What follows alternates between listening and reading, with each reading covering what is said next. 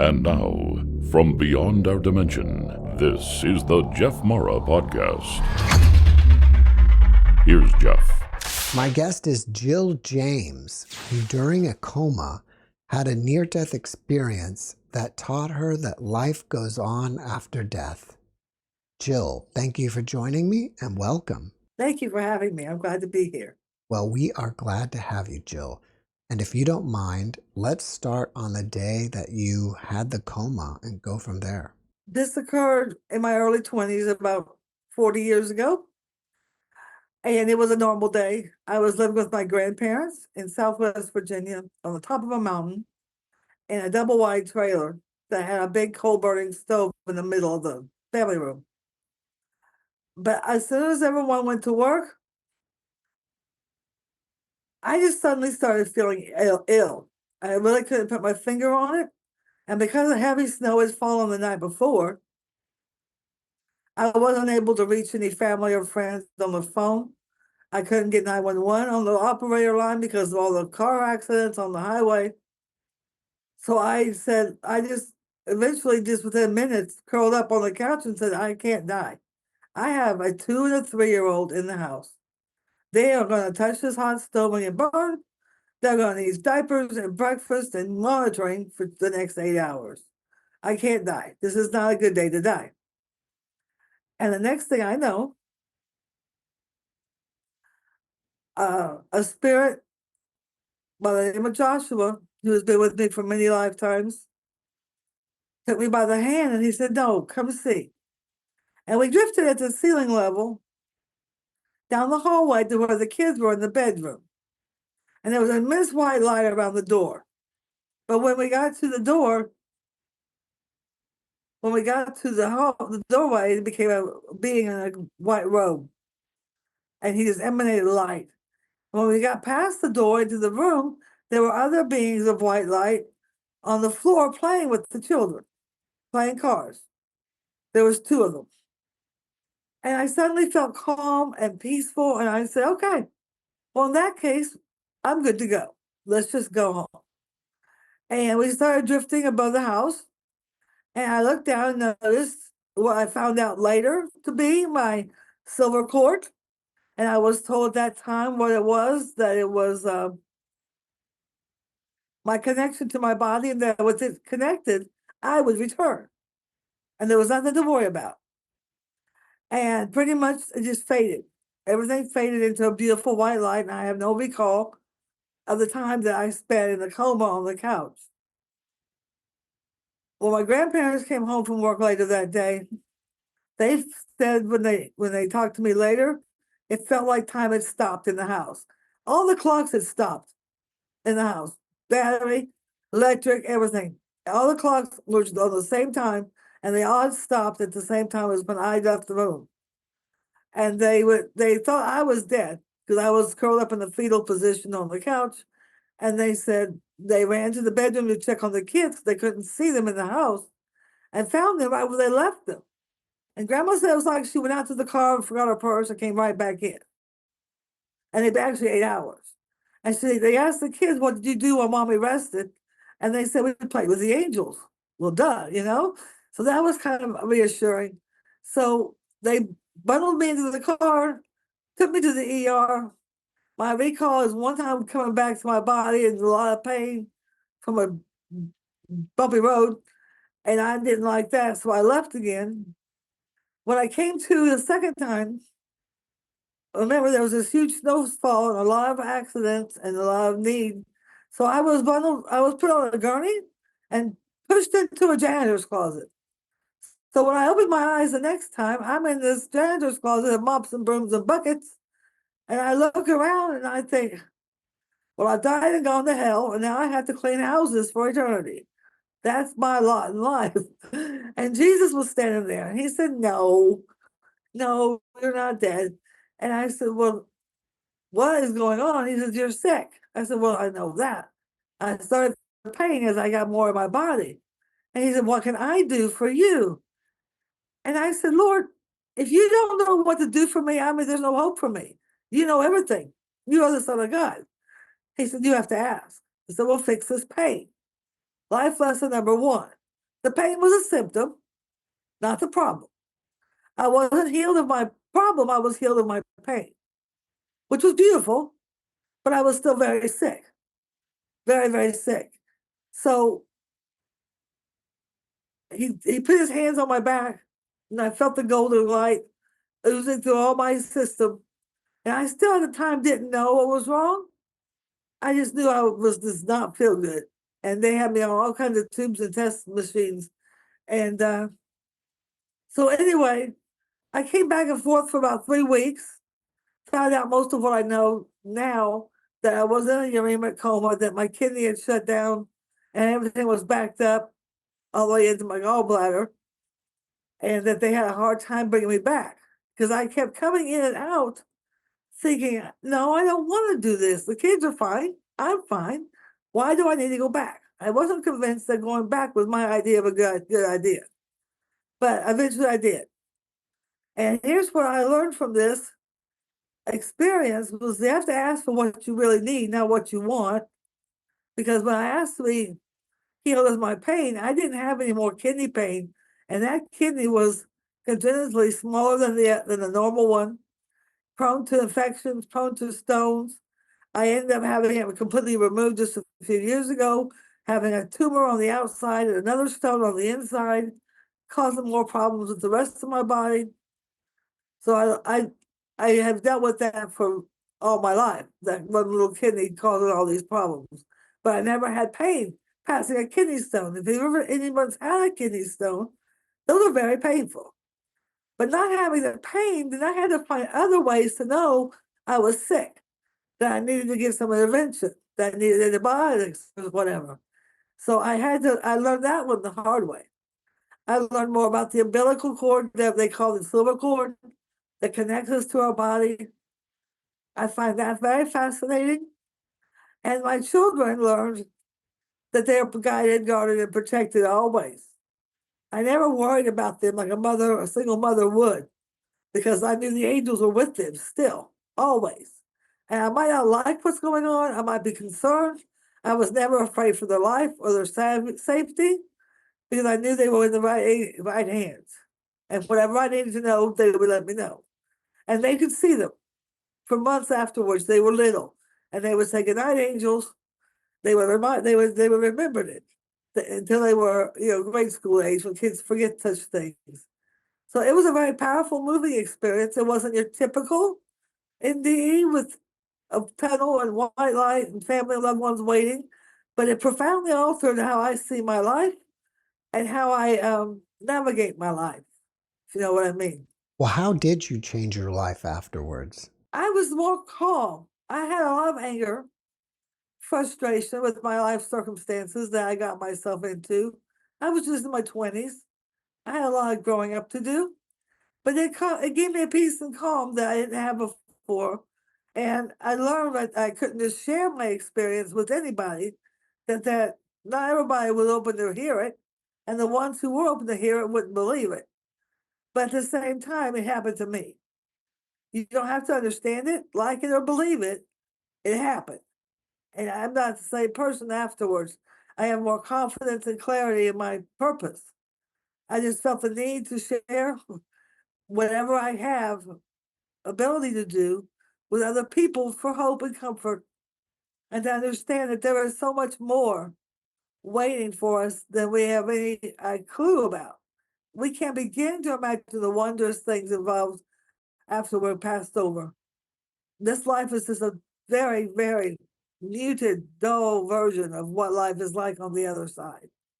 Since the NDE, I've had many spiritual experiences which brought me to the point of being a teacher, a mentor, uh, a voice channel, a medium.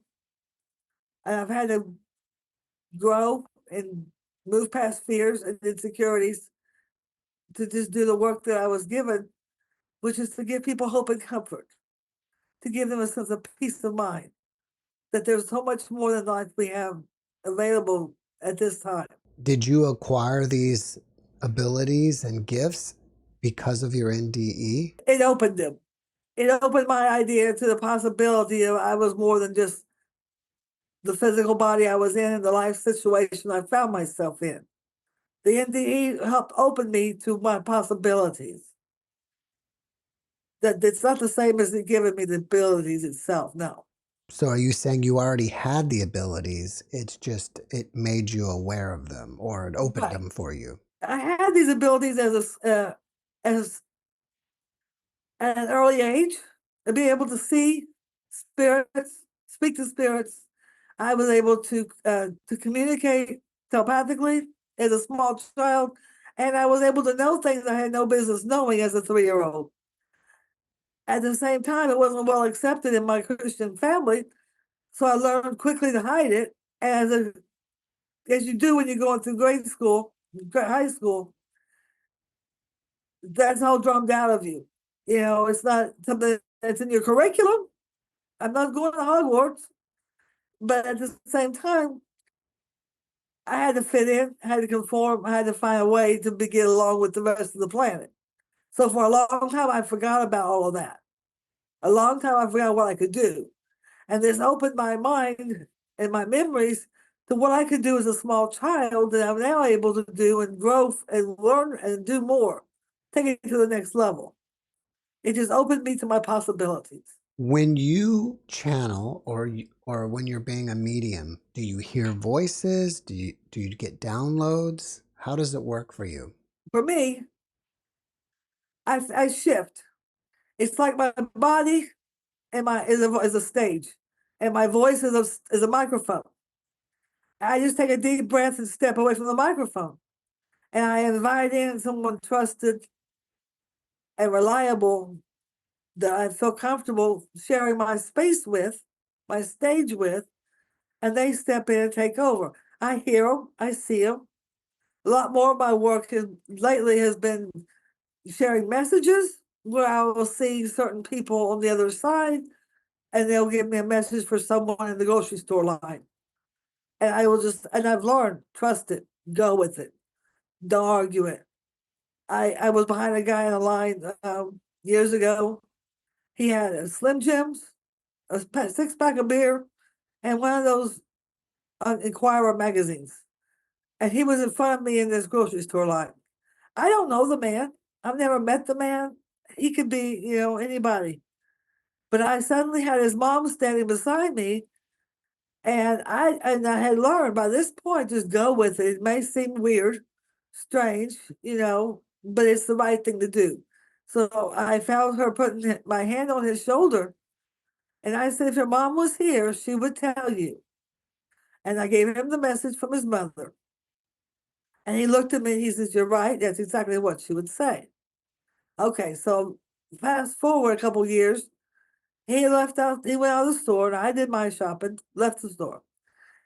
And we're in a town park, our little town, and he comes barreling at me across the grassway, and I have my grandkids with me now, and I'm like, not sure who this is.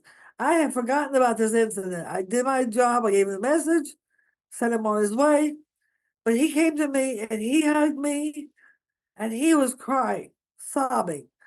And this guy looked like a biker dude that had come out of a back alley somewhere. He was not someone you would feel comfortable walking up to as a single woman. I was intimidated by his presence. He was large, and he was very vocal about, I found you, I found you. And he's got his arms around me, and he's hugging me, and he's crying. And I said, sir, I don't know what we're talking about. And he told me, and he reminded me that it's the grocery line. He had lost his girlfriend, his job, and his truck all in one day. He was done. He was going home to shoot himself.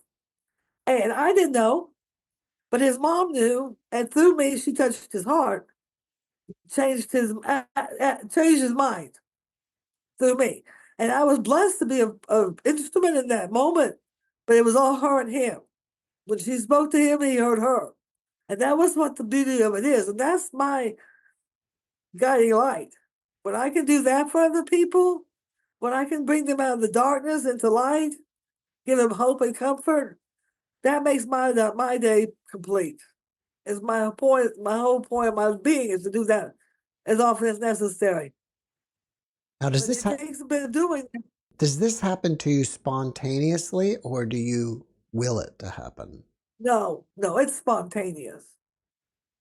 It's spontaneous. It doesn't, I don't look for it to happen. I'm just going about my business, minding my own life. And well, okay, let's say if I'm in the hospital, there's a lot of dead people in the hospital, a lot of unresolved issues, people who don't know they're dead, family and friends who are waiting on bad news, good news, hopeful news. So I have to put up a door and lock it to get any peace and quiet. Because I'm in the hospital because I need rest and I need medication.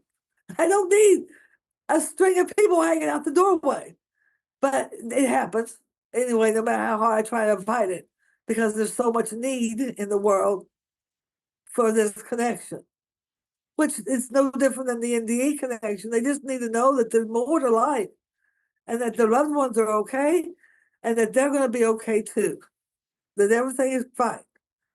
It might not look fine, it might not feel fine, but it really is fine in the big picture. Do you fear death? Oh no, no, I don't fear it. I don't, I want to say I don't anticipate it, but I have taken precautions for all my paperwork. And my family and I, we have planned out my funeral so everybody knows what to say. They don't mess up because I will haunt them if they don't. They mess up my funeral. It's a joke in the family. We rehearse it every couple of years on my birthday. But no, I don't fear death. It's just as simple as going to sleep at night. You just close your eyes and you let go. And there's all there is to it. I don't, and I'm also not going to bring it about quickly on this. It has to work its own course. You know what I mean? We don't want to, I don't feel the need to jump in and take measures into my own hands. I don't think it would work for one. I don't think it would work. I don't think I could attempt anything that would end my life that would actually have any useful outcome. I'm here till my job is done and then I get to go home. How are you inspired by your experience? I think reconnecting with the angels, Joshua and Jesus, was my inspiration. As I've grown and as I've learned and as I've experienced and remembered, I remember being between lives before this lifetime.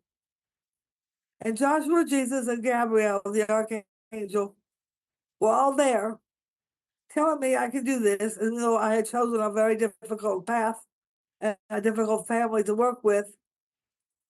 They said, we'll be with you every step of the way.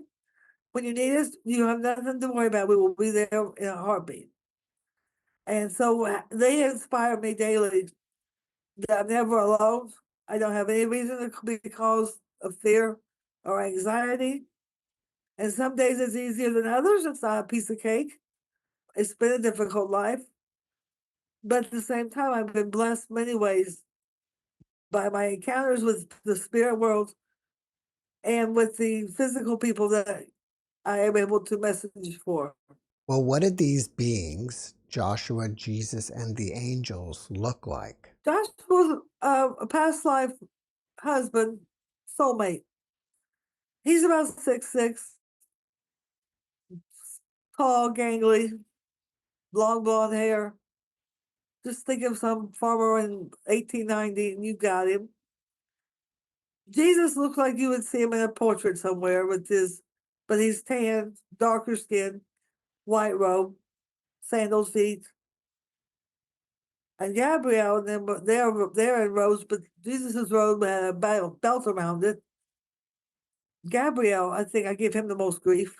He's had to work double time to keep me on my life path. I have had some experiences that required his intervention quite a few times, and I know it was him. And I think just the gratitude of knowing that I'm not alone. I mean, being alone is probably the worst feeling you can have, not knowing that there's so many spirit people around you and not recognizing the loved ones in your physical life. Just a sense of all overwhelming loneliness is the unnecessary pain we cause ourselves. We don't need to be that way because we have so much love around us at all times. It's a matter of perspective. And this experience opened my perspective to the immense amounts of love and companionship that we have. If you had a friend that was grieving over the loss of a loved one, what kind of advice would you give? Actually, everyone I interact with is reached on an individual level. I intuitively reach in to see what it is they're actually needing in that moment. If there's an unsaid words, if there's unfinished business, everyone has a different criteria. And I intuitively will find out, like a scan of the situation, and ask for the right words. I feel guided. I don't use my own thoughts and my own vocabulary because I don't know anything about nothing. I'm just an instrument for the divine. So I will find the right words that they need to hear. So they might need to hear that they didn't get to say goodbye to a loved one. And that was what was causing their grief to be so profound. Write a letter. You'll be surprised how complete that makes you feel. Write a letter and burn it, and know that they have heard your message and the goodbye has been said. And then pay attention to your dreams. They'll come by and let you know they got the message in your dreams. So that might be one way of reaching someone, depending on their situation. Another person might be dealing with generations, decades of a difficult relationship with someone. Mother, daughters, fathers, and sons. They can let things go until it's too late. And then they have that feeling of, oh Lord, I can't fix it now. And then I try to be more of a messenger. I try to connect with the loved one for them. And without giving them any knowledge of doing so, just try to find the words that the family member would want them to hear. I would try to share messages from the family member themselves to help them heal that sense of grief that is compounded when things are left undone too late. And for someone who's just missing their mom, their daughter, their son, children's deaths are very hard to understand and accept. It's just a matter of saying, but they haven't gone anywhere. They're not here the way you want them to be, but they still are here in your love, in your heart, in your memories, and helping them to get to the point where they can accept that they can accept the fact that they're here, but they're just not visible. That the unseen world is very vast and they have a lot more capabilities than we give them credit for.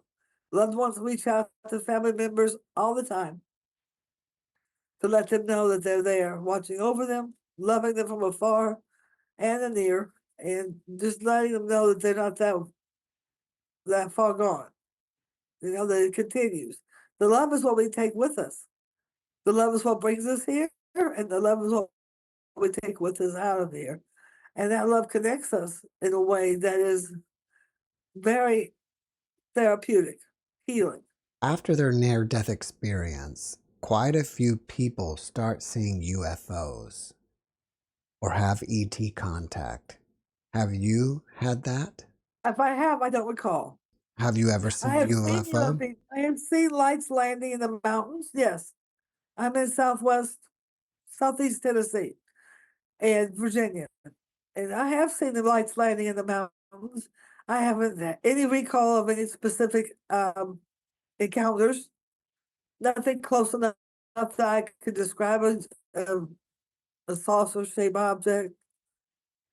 I don't feel like that's where my calling is, and maybe that's why I haven't had that experience.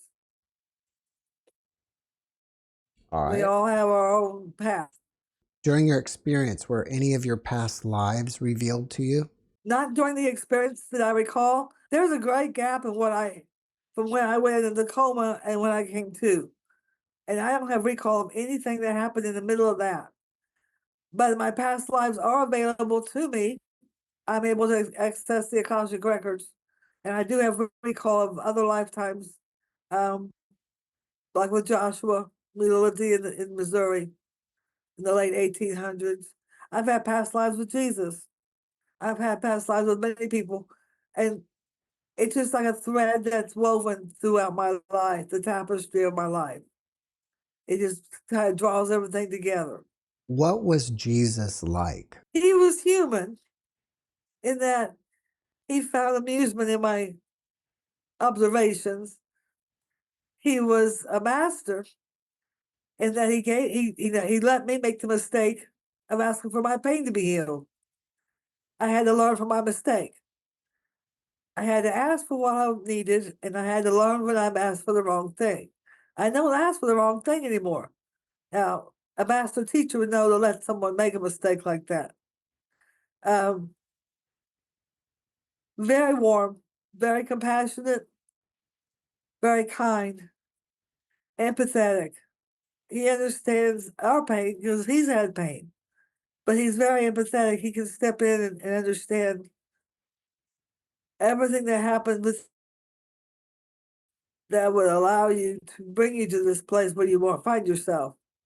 But he can't and he won't tell you how to live your life, what choices to make, because the master teacher can't. They are limited. We each have to walk our path, make our choices. We have to learn the hard way and not make the same mistake twice. And I've learned to ask for what I need. And I have had the healing of my body of the right things after this. I've had eczema since I was a small child. And I used Louise L. Hay's book, You Can Heal Your Life. And I asked for guidance to make sure I was applying the principles correctly. But I don't have eczema, and there is no cure. And I was hospitalized with this several times and nearly died from staph infection. This was pretty serious head to toe problem. It took a while, but I got rid of it. I don't have it. We have to realize our potential, and our body is simply a vehicle, a tool of communication, and a vehicle to navigate this world in a way that we can connect with others, but it's not the end all be all. And that we are a spirit being of immense love and light and power. And that power generates from being spirit connected to source. And once we realize that, lots of fears and anxieties drop away because it's no longer necessary to cause yourself that kind of anxiety. There's just no reason for it. It does nothing but to diminish you.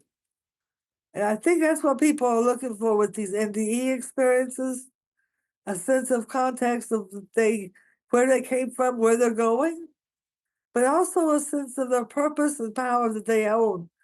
Even without the experience, people want, when they watch a movie where there's a ghost in it, somebody's got to die to have a ghost. If you wish for an NDE experience, you may well get one, but you have to die to get it. But you don't need that to understand your power and your connection to the universe and to each other, and to live with love only in your heart. And peace, calm, and well-being will follow that in a heartbeat. Have you met any other near-death experiencers in real life? That's a good question. In real life, my day-to-day life, no, I can't say that I have. I've met people online who shared their experiences with me, and we video chatted, and I was able to help give them a little bit of clarity on what they experienced. But in real life, no. I mean, no. That's interesting. I never thought about that. Well, after watching this podcast, people may want to reach out to you and ask you questions. Are you open to that? Yes, I'm fine with that. You can reach me through my email, jamesjill170@gmail.com. Now, don't you have a Facebook page? I have a Facebook group. It's titled On Death and Dying. We're almost at 8,000 members now. COVID really exploded that into something I was not expecting.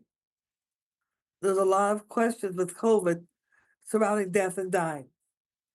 The group existed before COVID, but it was only 35 members, and now it's at 8,000. Wow. On Death and Dying deals with the subject of death and dying.